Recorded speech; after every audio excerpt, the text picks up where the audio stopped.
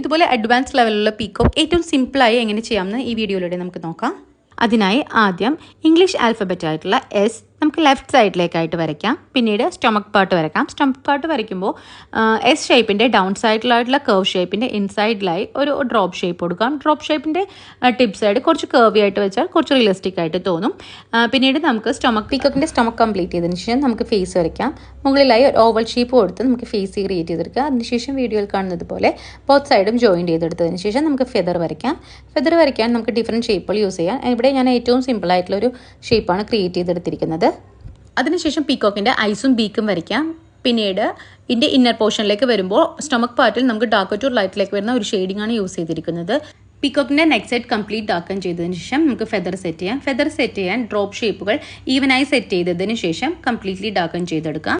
ഇതുപോലെ easy മെത്തേഡിലൂടെ henna designing പഠിക്കാൻ താല്പര്യമുള്ളവർക്ക് DM ചെയ്യാം. ഈ വീഡിയോ നിങ്ങൾക്ക് എല്ലാവർക്കും യൂസ്ഫുൾ ആയെന്ന് കരുതുന്നു. ഇതുപോലുള്ള കൂടുതൽ വീഡിയോകൾക്കായി ഈ പേജ് ഫോളോ ചെയ്യാൻ